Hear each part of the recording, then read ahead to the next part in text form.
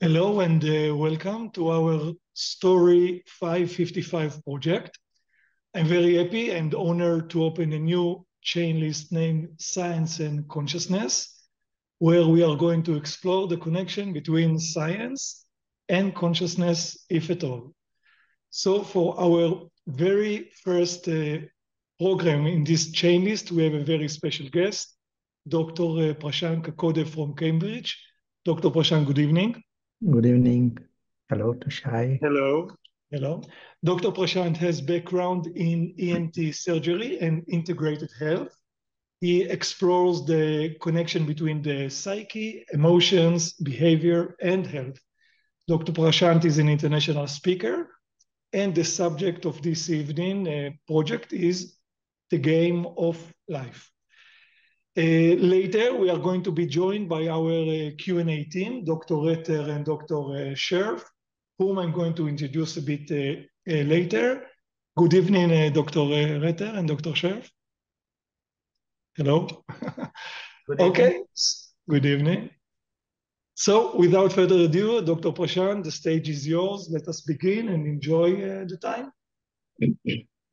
Hello, and yes, I like this subject very much, the whole subject of consciousness and approaching it from different angles, the angles of science and spirituality.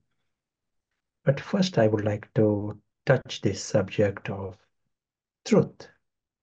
Even science is trying to understand the truth. And when we see this big map, what we realize is quite fascinating. We realize that our physical body and our senses cannot give us the truth. It can give us part of the information, and which is great, just like our telescope can give some information and microscope gives some other information. In the same way, our body and senses give me information, but not enough. To know the complete truth, I have to go beyond all this. And to go beyond, as if we have to use our other faculties, which are not senses. We can use the word sixth sense. Our understanding is very important. Our reason is very important. Our intuition is very important, but then the experiences follow. When we are seeing from this bigger understanding, it becomes very clear that we ourselves are not physical. In other words, this entire physical world and our medical institution that is working on the body, but not the real me. A real me, I'm coming in this physical world, and I have an exit. I leave this physical world, and I have an existence beyond this physical world. Just once you understand this bigger map, then your positioning of the physical world is very different now.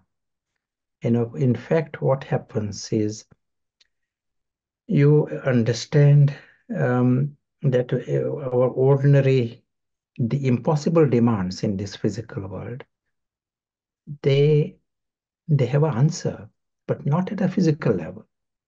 For example, no one wants to die here in this world. They really want to be immortal. And at a physical level, it is impossible to achieve that immortality. Everyone is leading a life, it's the life of a failure. They work so hard and then they die. When we see the bigger map, you realize that we are immortal. And this instinct for immortality comes because we have experienced it. And what has really happened to us when we are passing through this physical world, we have lost our perception. We have lost our sixth sense. And in other words, we can't even see ourselves. And when we can't see ourselves, we can't see our bigger map, this is a bigger problem of our human beings and human consciousness. that we have dropped in this our ability to see our bigger truth. And then in this little physical world, we are trying to solve the answers which are impossible to attain.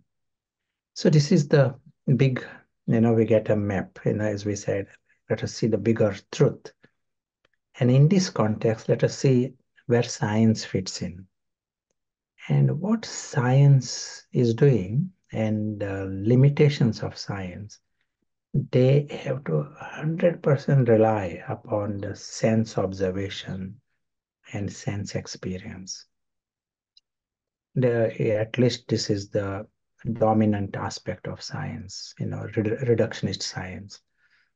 And even within the field of science, they say whole of the institution of science needs a revamp. And they say it will happen sooner than what we thought, because lots and lots of these experiences, which are put in a box called paranormal, they are fascinating experiences, very, very useful information. They're done by science methodology, but mainline science cannot use it because it doesn't fit in within that reductionist structure. So they say science needs revamping. But in our present structure of science and the limitations of science, we cannot know consciousness. We can sort of vaguely address the subject of consciousness, but consciousness, that is us. Here, those who are experiencing, they are the main ones. And it is everything in a sense. They are the main players experiencing everything else. And in our present state, we are as if questioning, do I exist? That is like a paradox within this model. Yeah. Are we talking religion language? Are we talking mystical stuff? Or this is very something that we can experience down to earth? Yes, one nice parallel in this, and it is not a religion, but let me give you an example of computer games. Those who are playing computer games, and these games continue for months, and it goes on. You can play it as if it becomes your life for some people. And for large majority, they enjoy and they are able to step back. But certain number of people, they are deceived by the computer game. And World Health Organization is using a term, diagnostic term, emotional disconnect because of gaming. The new term introduced by World Health Organization. So these are the people who are increasingly getting disconnected from their world, from their parents, from their life, and they are increasingly drawn into the computer world. So much so that they as if think that is their life. They have got titles there, they are very good at it, they have got success, and they are thinking of it, but they are lost in it. It is much more than just enjoying a game. They see that as their life, and they are disconnected from their real world. And in some cases, they are disconnected even from themselves, which means they don't even eat and they ignore the body, yet in different ways. So when you speak to some psychotherapist, you get you sort of very absurd behavior patterns of these people. Now, what has happened to us? This emotional disconnect is not a new thing. We ourselves, the conscious, invisible us, we are the players, and we have come into this physical world. It is like a step back to another level. We come from our invisible dimension, into this physical world. And this physical world is very rich. It's a game, but it is very rich. It has got lots of glitter and gold and songs, and it increasingly draws us in. It draws us in until we have reached a level of emotional disconnect. We are disconnected from our own world, our true family, and everything of ours. We are disconnected even from ourselves. And we have created a false ego to take us through this game. Just like in the computer game, there is an avatar, and so here we have created an ego around this, and we are operating in this secondary world as if it is our main world. This is what has happened to the human race. This is what you can see. This is what is happening in the present, in this world, and how people get drawn into the secondary world. It is understanding when we see the bigger map, you sort of realize that this is what has happened to us. But the big uh, the problem within this situation, when we are lost, we reach a level where we don't know that we don't know. Just like if someone is asleep, that time he doesn't know that he's asleep. Someone is dreaming, at that time he doesn't know he's dreaming. When he wakes up, then he realizes that he was in the dream.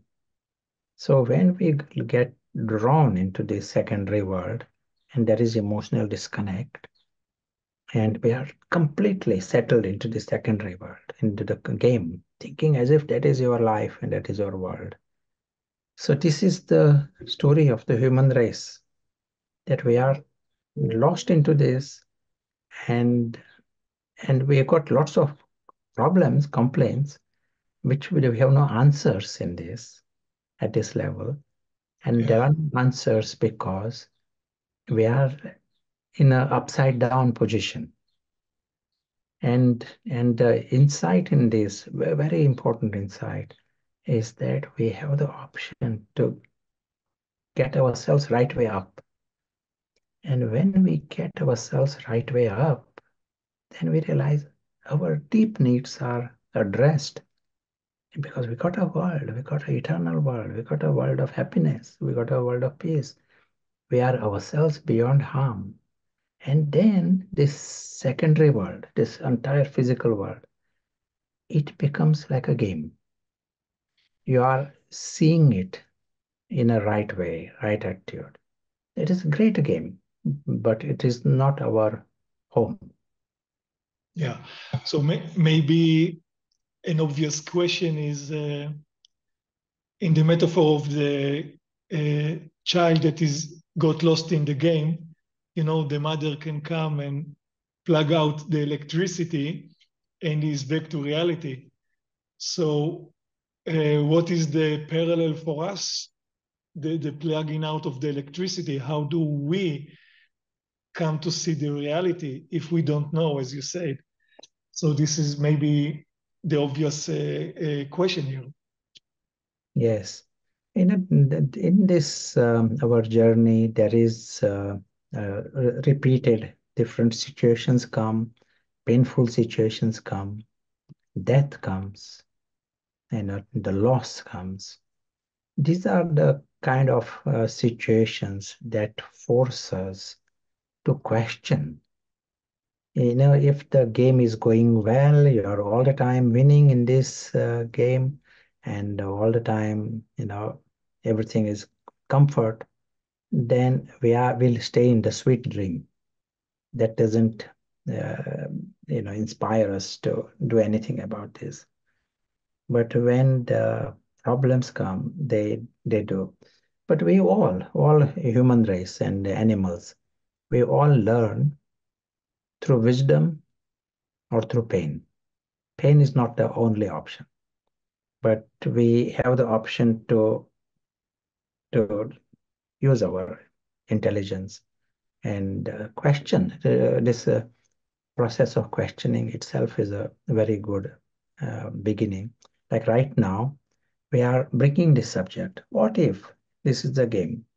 What if we are lost into this secondary world?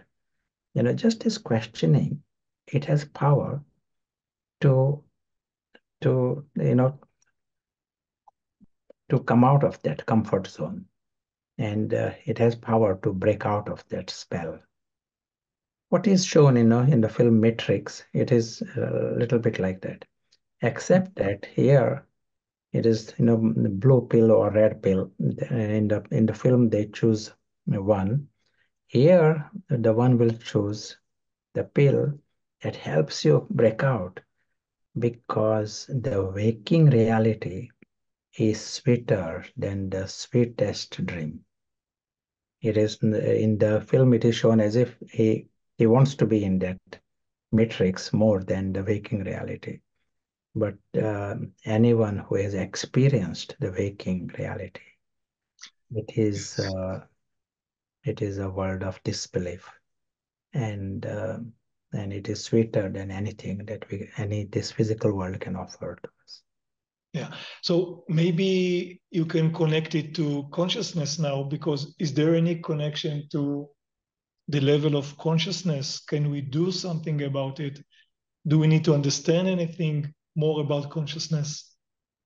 What happens is when we are in this spell of the secondary world, and so lost into the physical images, and that is all it has happened.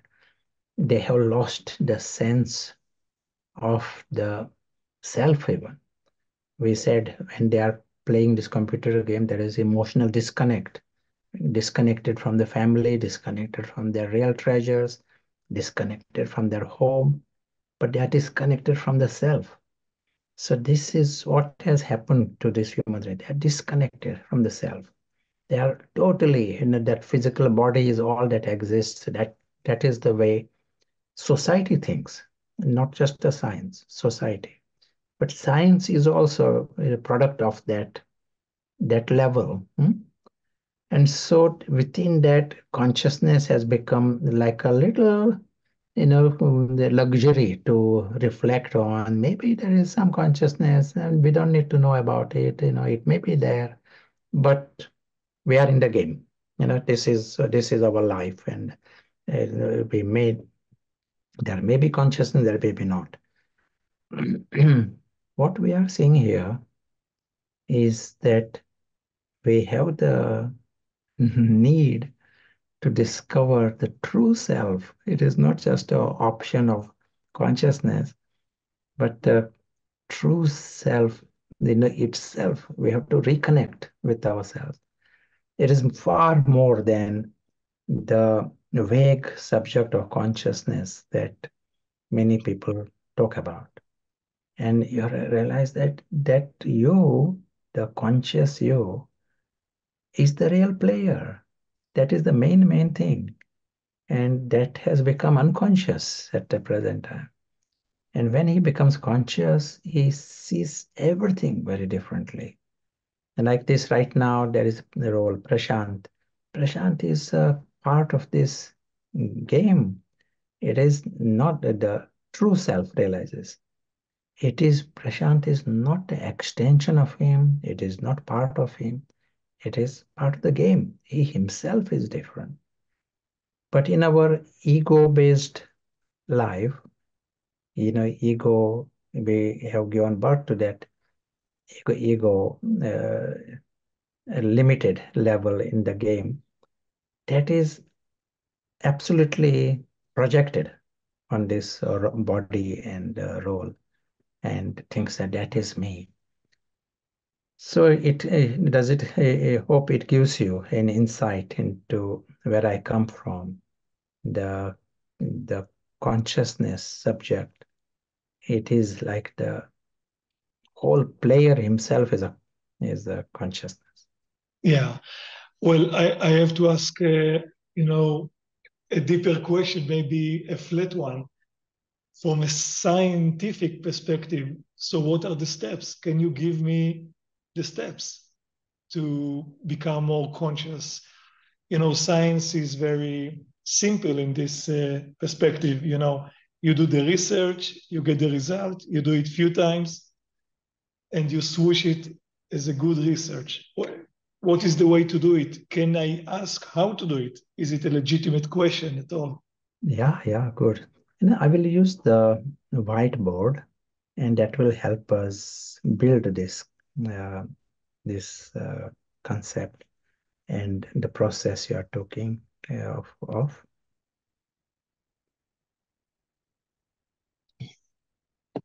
So in this, what we are seeing, that if we were to see the physical world, I like to represent a box, it's image of a box to represent the entire physical world.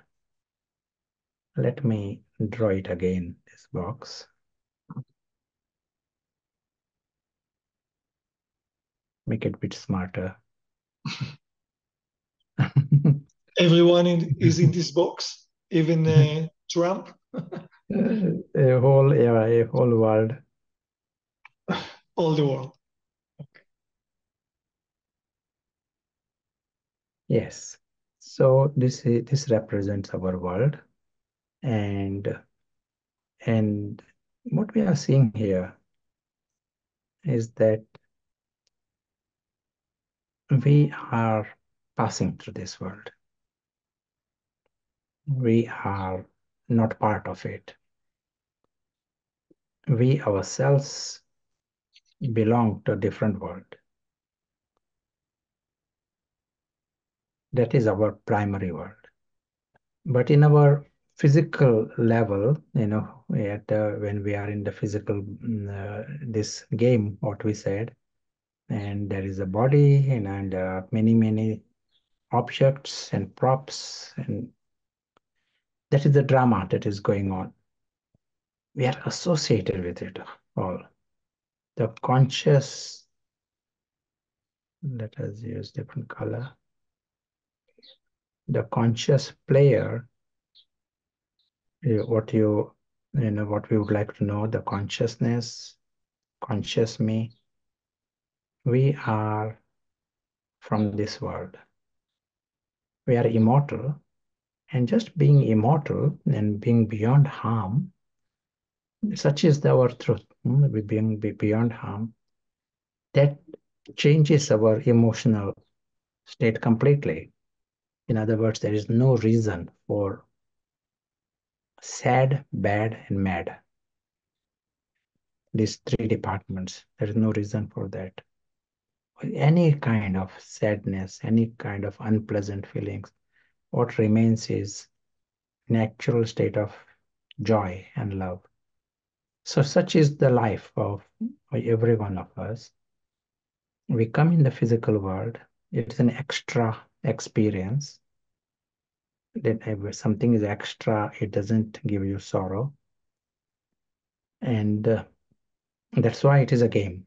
When anything is extra, it becomes a game. Spirit is a game. You are involved, you are playing with it, you finish it, you come out of it. What you were, you remain the same. And then you come back home. This is the way we saw when we had the sense and when we were conscious. When we are drawn into this computer game and deceived in that computer world, we see it as a spiral downwards. Then we have lost this bigger map. We use the word sixth sense. The nice word for this, the word that is used in spiritual language is paras, or at least I like this word, paras. Just a word that means a spiritual intellect that can see the subtle, that can see the big map. Opposed to paras is stone intellect, where you can't see the big map. you are caught into pettiness.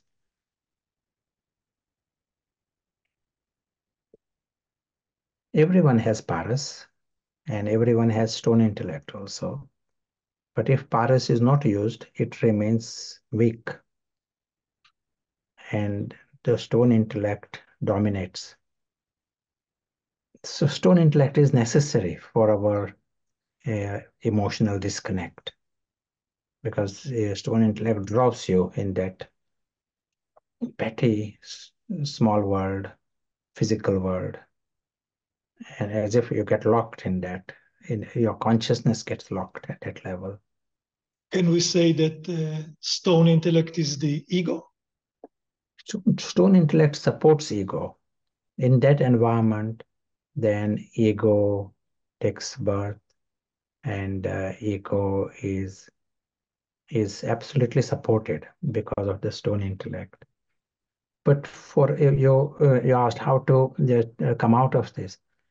To come out of this, we need to make this paras stronger. It is as if we need the sight to see the bigger map, to see what is subtle, at least to get a sense of it, and to see the absurdity of living in this story world with such a passion, and all of that will become easy when we as if grow out of that uh, lower consciousness. So the paras has to be made stronger. The reason I have drawn this sketch, more I look at this sketch, it shows me the journey, shows me the bigger map, shows me the exit, that I have an exit, I come out of this game. There is the whole physical world appears small. And this is the most important thing for us. If that physical world appears everything, then we are into the stone intellect. So if I see there is a physical world, but it is part of our bigger journey, that we may be able to hold this attitude for half a minute, but that's fine. That makes the paras stronger, gives it little exercise. You practice it again for another half a minute. Each time we are using paras, it is becoming stronger. And if you make the paras strong, you win, because now you can see the obvious, and the game is different. Yeah. When you use stone intellect, when you say intellect, it is actually consciousness, right? It is stone consciousness and paras consciousness. Can we say that? Sure. The stone intellect is like something that helps us discriminate. It is like say difference between children and adult. Children cannot understand certain things, and they may think they don't see the dangers, for example, because the intellect is different. Intellect is slightly different, a very specific function, discrimination. It can decide. It is with that meaning. So paras, it has got understanding, and it's a function of the invisible player.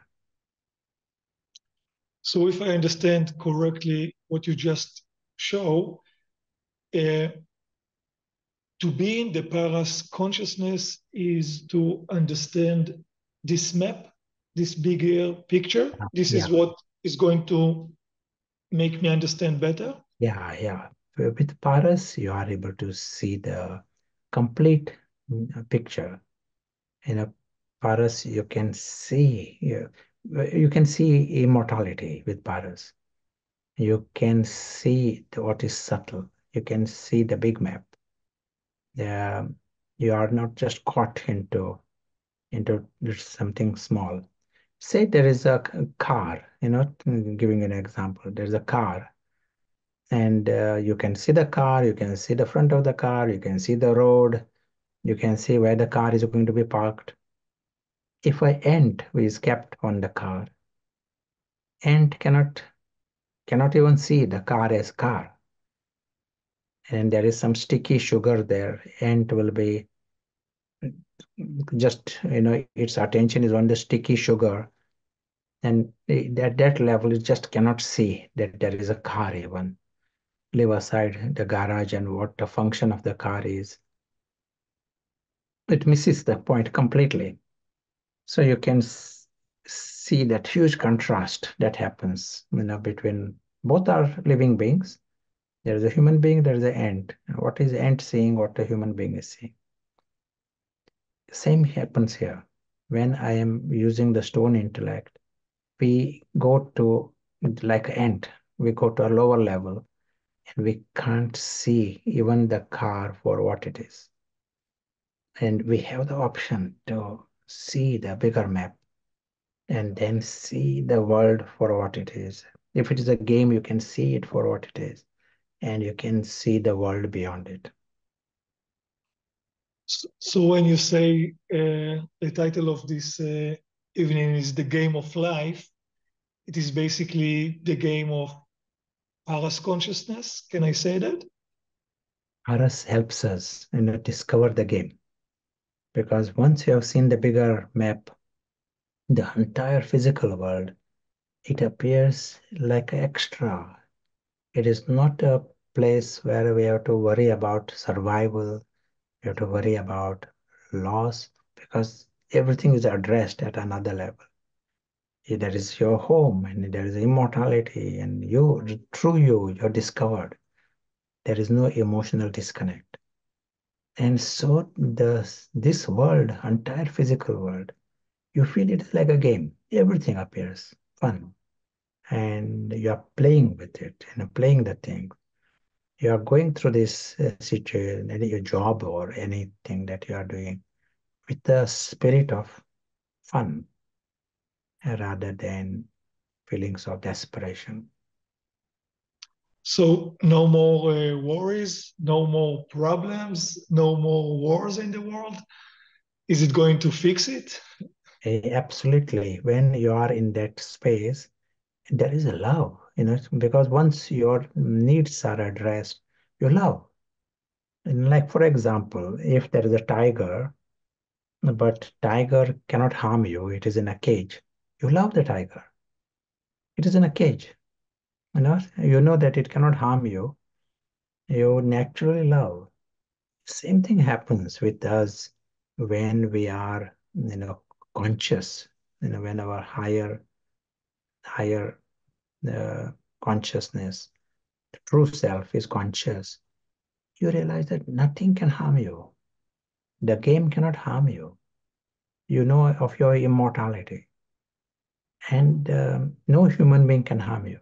So you are absolutely ruled by feelings of love, and love comes with friends. It is not just love with happiness and contentment. Life is that. That's why we use the word disbelief. You are discovering your reality. And when you do come in the physical world and you see it as a game, and someone is playing against you in the game, you never get into the feeling of losing love. It's a game. Your friends are playing with you, and that is great. You win or you lose one round, and there is no compromise on your feelings of happiness or love when you are in that space. That certainly there is no reason, no flavor of anything inauspicious like worries or anger. Those feelings are not there. Can we say, if I look at this bigger map, uh, can we say that all human beings are equal in this respect? Are they equal at all? Yes, the greatest equality exists behind the game. You know, just like if someone, we can be all, from the same family, but making a drama. and someone is acting as a king, and someone is acting as a subject, and someone is acting as an enemy. We can make a drama. And then we come back home. We are not a king or a subject, or, we are friends. It is something like that. The greatest equality is in our home. So if we would like to connect science and consciousness, which is our ChainList, a new ChainList thread, how does science, if at all, connect to this bigger map? Because as was said before, science needs a revamp. Our present day science is limited. It is like a stone intellect science, because the whole society is at a stone intellect level, and science is also at that level, and bit like the ant with the sticky sugar there. You can keep analyzing that sticky sugar and keep analyzing that little things, but you are missing the whole point of that there is a car here and there is a society here and there are many things. You are missing that larger point in the process. So the present society is at that level, and so the science also is at that level. We need the shift of the consciousness first as a society, and with that, the shift of science. Science needs a revamp, but the revamp has to be at a different level altogether. As it will happen, but we may have to bring about, contribute to that with our change. More individuals bring about this change. Otherwise, it becomes a scholarly discussion in the anthill. But those way, when we come out of this anthill ourselves, discover the sky, discover the bigger reality, we are in a better position to understand consciousness, understand the potential, and in what way, we can be really useful to the human race. So if I listen between the lines, there is science. It should be parasconsciousness science. Yeah, Because we use science, parascience, right? you can say. Yeah, absolutely. From stone science to parascience. Okay, so there is science. Good. There is a connection between science and consciousness. Maybe it is a good time now to move on to our second part of the show.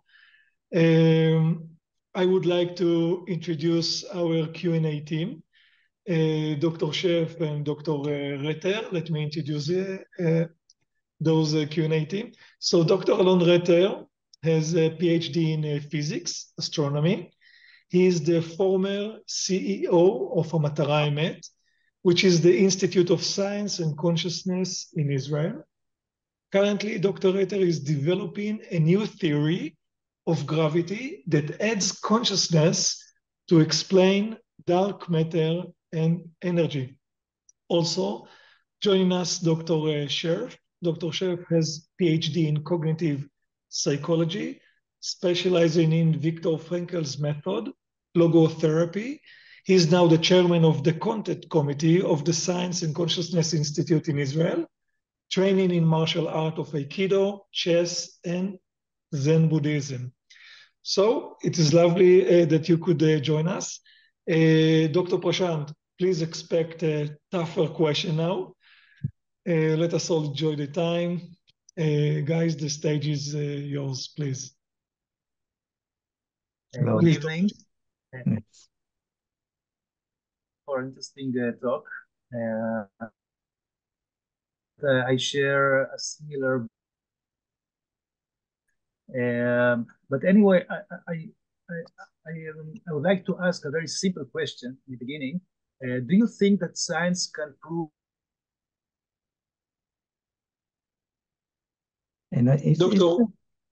Dr. Retter, the sound is a bit muffled. Uh,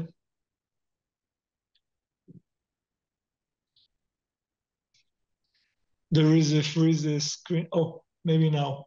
Can you hear me now? Yes, go ahead, please. Okay. Sorry for the connection. I would like to ask a very simple question.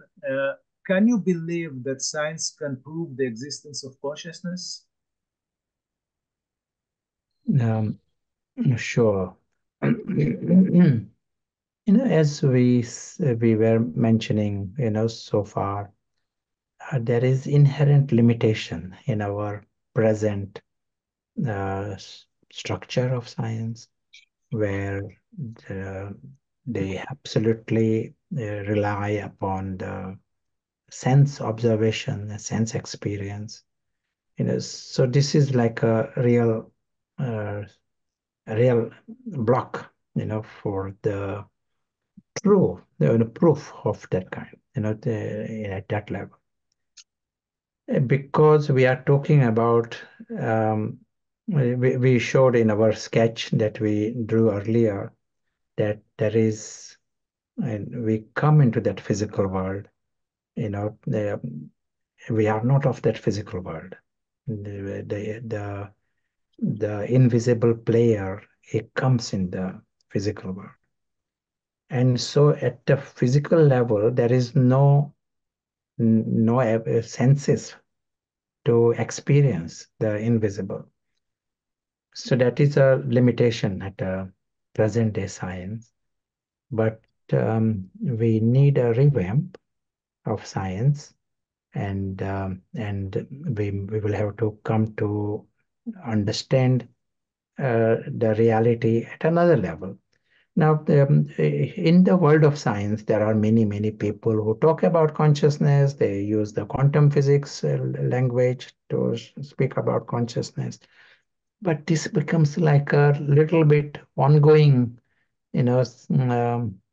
sort of language, which it doesn't get incorporated in the main science, mainline science, and that might not happen with the present limitations.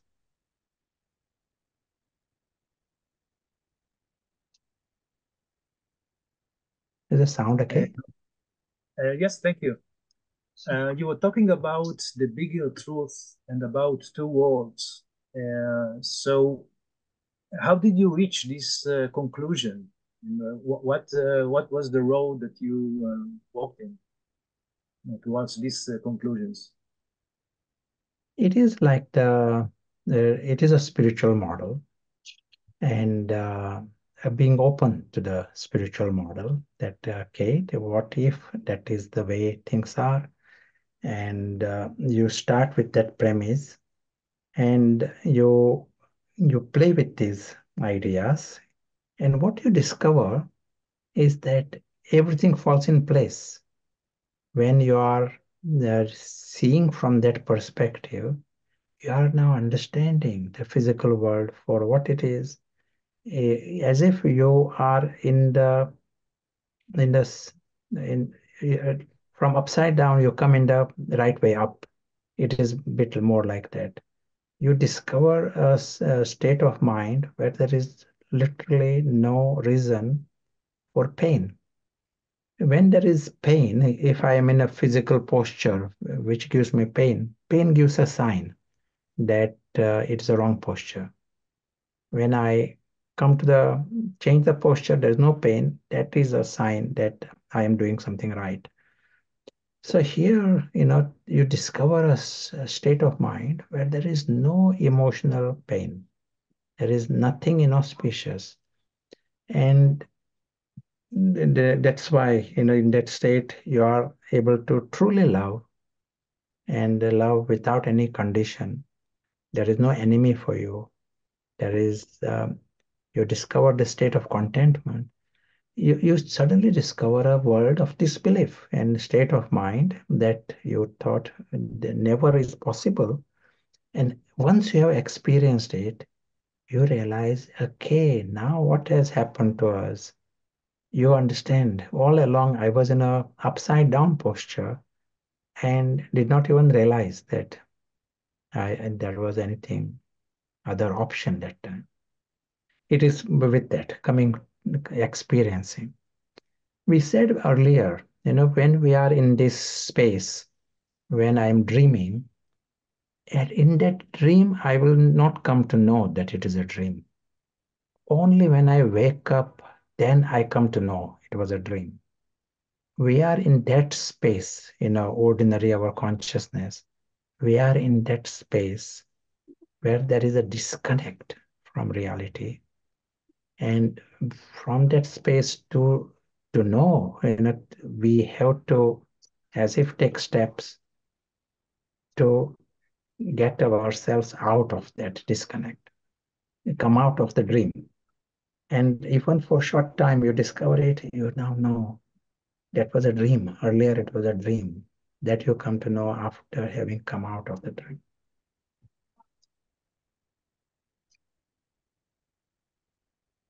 But I can say that this is definitely the personal experience.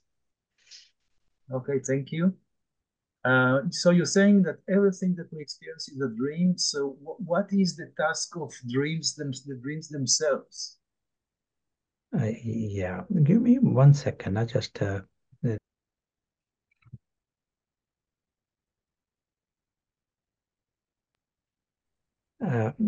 what is the task of the dream? Yeah.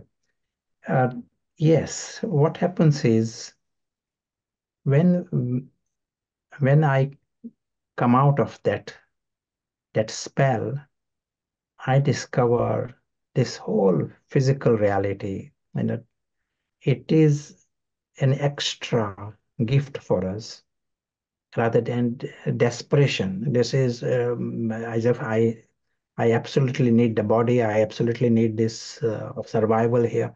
No, it becomes an extra gift. And when anything becomes extra, it becomes a game. What happens in any game? You have your life, you have your job, you have your family, everything is safe.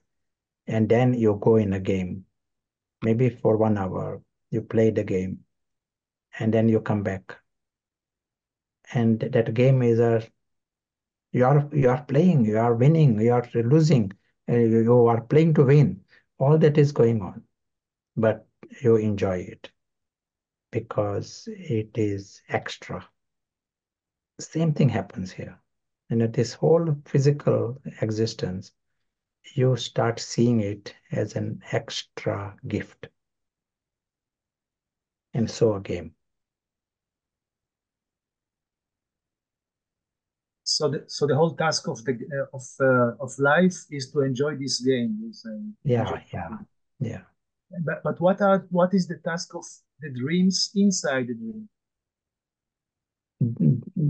Dream? The dreams inside this dream. Inside the dream, yes. Largely, it just shows us that that phenomena exists. I personally feel it has no purpose, as far as in my understanding, no big purpose within it. Most of the dreams are just random experiences that is happening. And if someone is not remembering dreams, he is not missing anything. There may be some details, some dream experts, sleep experts may say some processing is happening, and there may be some details of that level,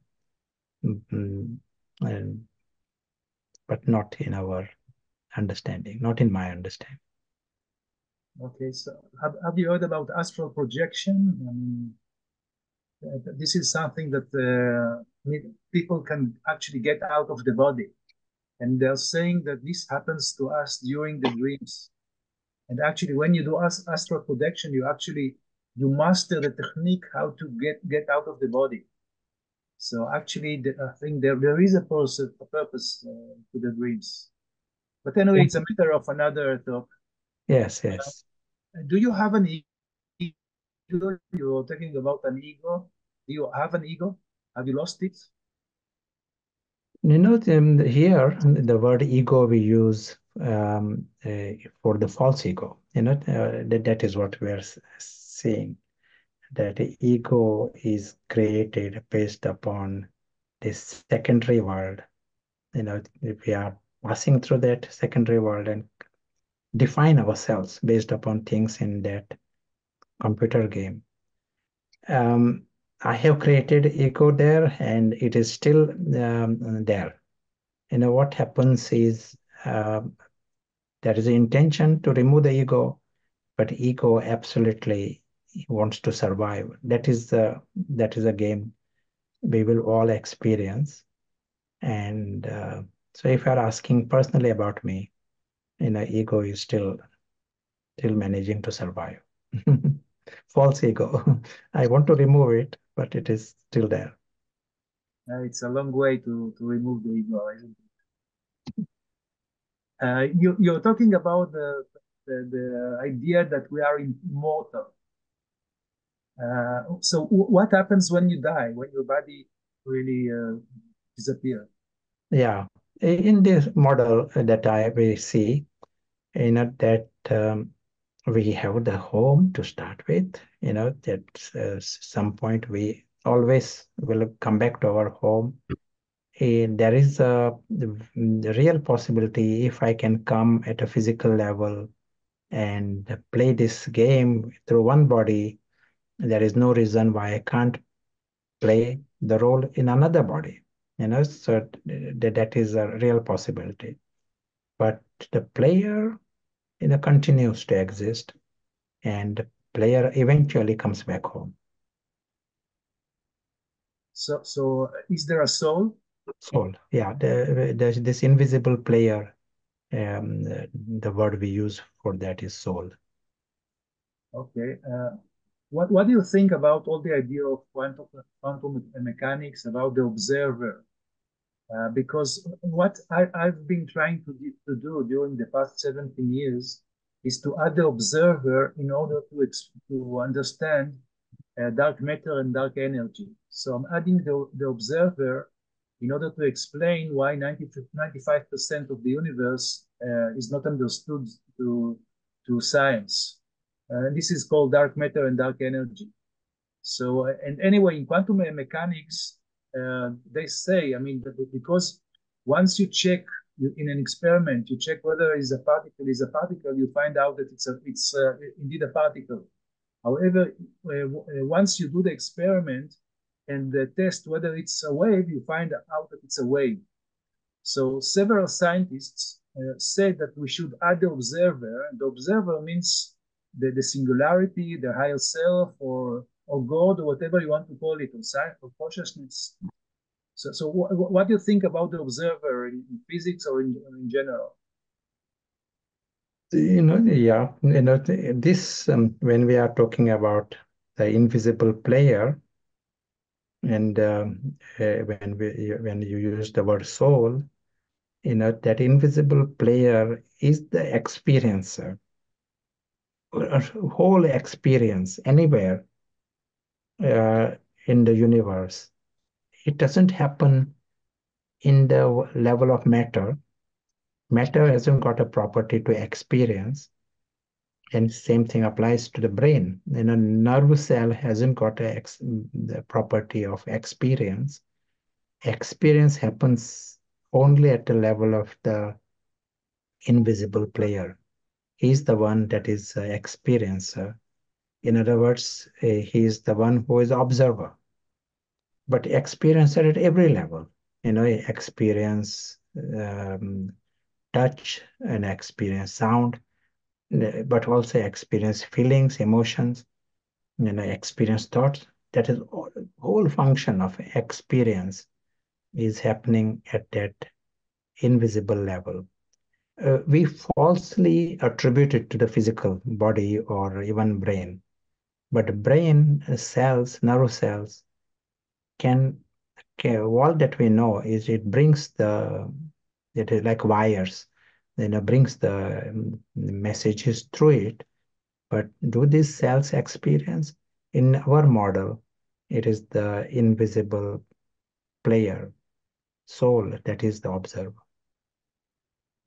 And in a broader sense, experiencer.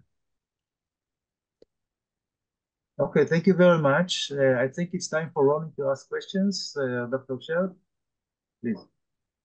Thank you, Dr. Retter. It was very interesting to hear this very interesting conversation.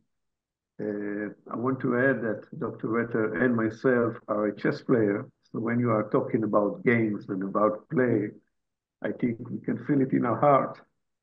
And my first question is about this subject.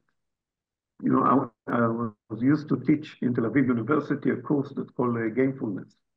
And it was a lot about the game in life and life in gaming. And I want to hear about your opinion. How can we mastering the gamefulness in life? Yes. At the present time, for us to even see this as a game, we necessarily need to step out of this, the lower consciousness. A game exists only when you know you are safe, absolutely safe. So when this invisible player comes, reconnects, from this emotional disconnect, he wakes up and understands his world, that is secure and that is eternal. And I remember the sketch that I had drawn earlier. Let me see if I can get that sketch again. So if we come to that, let's see that we are those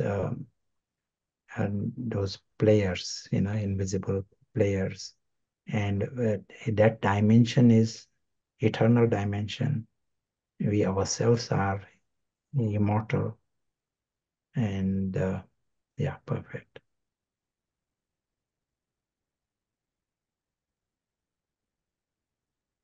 So this is that reality beyond, and we are reconnected from emotional disconnect, and we are now, when there is emotional disconnect, we are disconnected even from the self, and this is what happening in the smaller computer games. So here we were disconnected from the true self. Now you are reconnected to yourself. Then game starts, because now you're realizing that you are safe. Your world is safe. Your true family, everyone is safe and eternally safe. It is like, and they all are noble. When everyone is safe, natural nature of everyone, human and animal, is of love and happiness. And this is what happens here. You are discovering that. And now the physical world, this life, it becomes naturally a game for you. It becomes fun. You are not approaching it from desperation.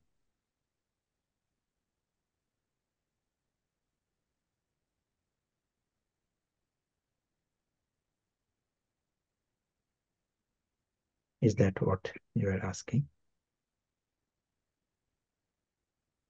We I can understand. We use the word extra.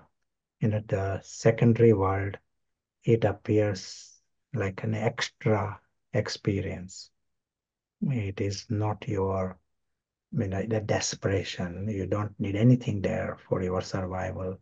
You exist, your world exists, your family exists at another level.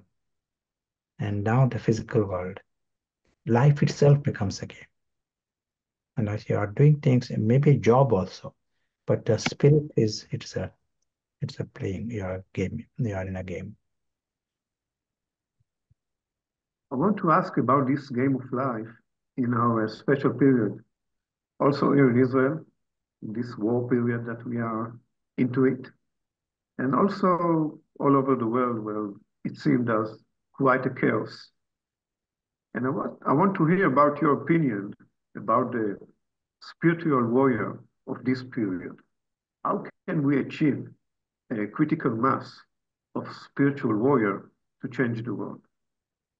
Yeah. To play, skillfully this game, this unique game that we are in the middle of it. Yeah.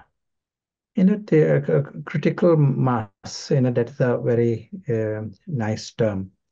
And for this, all that I have, the option that I have is bring about change in me. And this is the only option. And as was said earlier with the question before, do I have the ego? And this ego within us is absolutely our enemy. If there is an enemy for me, it is the ego that is created, false ego that is created in this physical world. And once I have given birth to that, it is stubborn. It wants to survive. It is going to declare a fight with me. I want to come out of this, spell. I want to come out of this matrix. I want to discover my game and discover my eternal truth and live in that, But this ego says, what about me? I have given birth to this, so I can't just now run away. So this is the challenge that that is there, but there is a method. At least we should know what are the challenges, and more we take steps to dissolve this ego, then I myself come out of this. So that is like a nice process for us. If one person comes out, then the real change rather than a scholarly understanding. Like right now we are talking about this, it is a discussion. But the time I create to experience this spiritual side, the time I create to use paras, during that time, I'm going up the spiral. That is deeper change is happening. And I am not supporting ego. I am as if supporting soul consciousness. Minutes, every minute counts in this. And as I am breaking that spell, this change, silent change, will inspire change in others. We often use the slogan, one bird flies, second bird flies, the whole flock flies. So if there are few who bring about change in them, and that is all, you are very serious in a personal change, personal transformation. Without you speaking to anyone, you inspire a process of transformation in others. In that regard, Viktor Frankl used to talk quite a lot about the meaning of the moment. He said, every moment in life has its meaning. We don't always, stop to check it, to think about it, to feel it. But every moment in life is asking us some questions. Can you say something about that? Yes, every moment is like a gift, it is an opportunity for us. And one way to see it, especially in the context of critical mass. We sometimes use a story that is an eagle thinks it is a chicken, that kind of a story. And now they all think they're chicken. That is the way life is going on. And they all want to become a good chicken. But if I create one moment where the eagle is conscious, and create another moment where the eagle is conscious, The perspective is from the eagle rather than the chicken. That is what nourishes the shift, promotes that shift. Just being the chicken, living in the present, but just a chicken living in the present, that will not create an eagle, but eagle remaining conscious, living in the present, but the eagle is conscious. That has a huge benefit.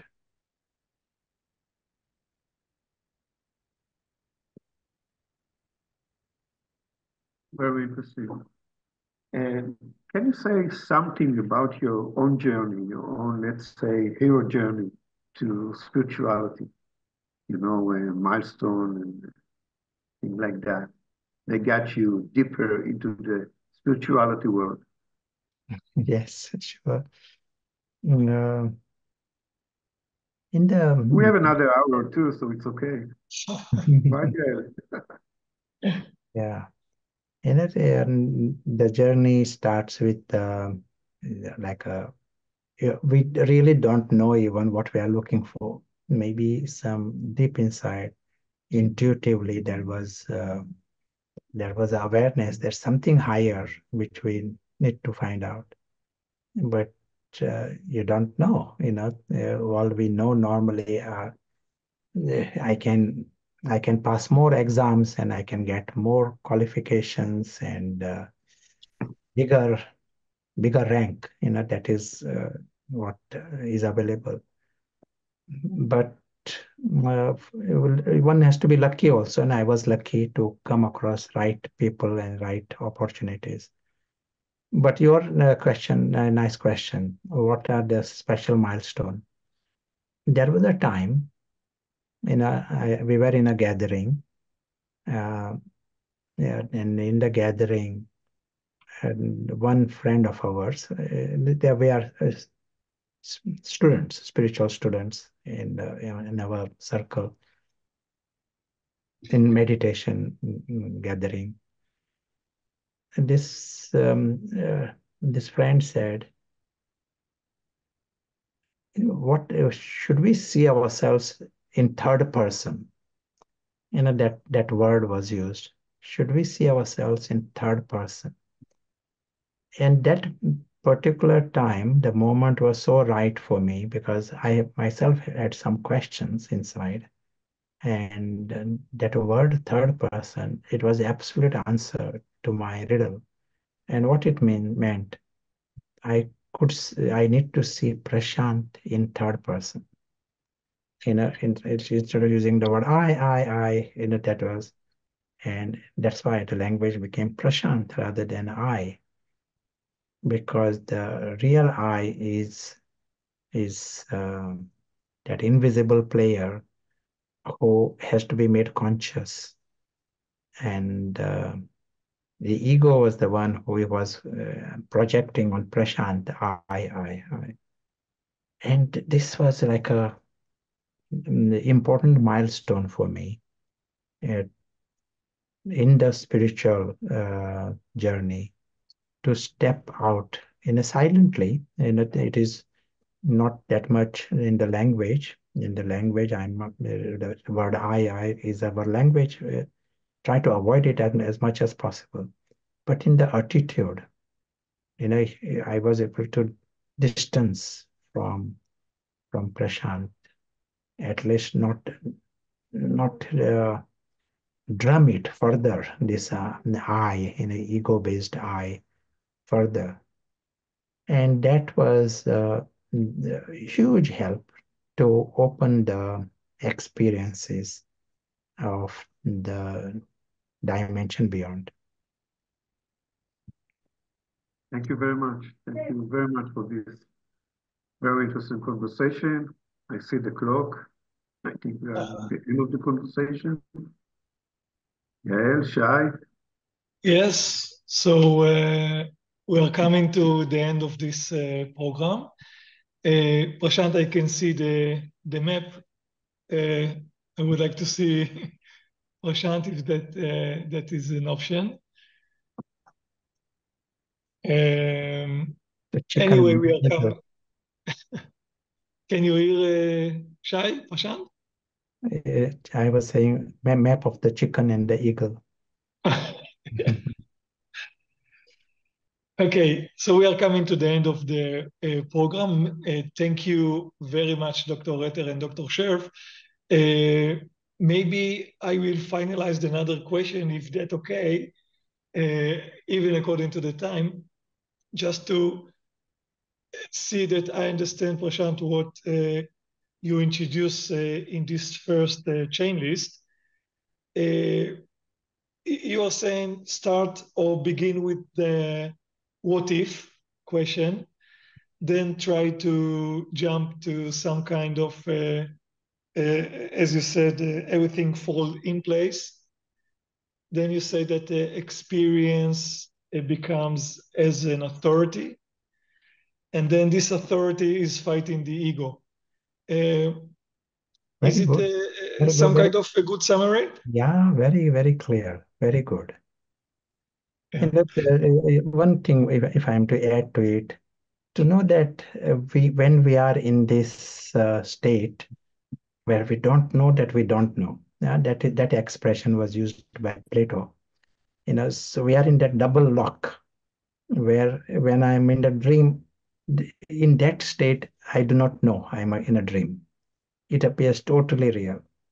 Only when I wake up, then I realize I'm in a dream. So the premise here is that human society is in that state of double lock. They don't know that they don't know. They are in that state. And in that state, the best thing we can do is remain open. What if I'm in a dream, and is there a reality beyond? It will never deceive them if they remain open. To remain closed is the worst thing, because then there is no chance of coming out of that dream. And when we are in that dream state, we are not really useful to others. We are not useful to ourselves. We think we are doing something good, but we are not really useful to ourselves. When we wake up, we realize we have wasted our time. Yes, thank you. So before thanking our special guest, let me just remind you all that this is the first chain list of science and consciousness in our broader Story 555 project. And as always, Prashant, the main guest, is going to choose and invite the next guest for the next show. This is you, Prashant. And I would like to thank our special Q&A team, Dr. Retter and Dr. Scherf.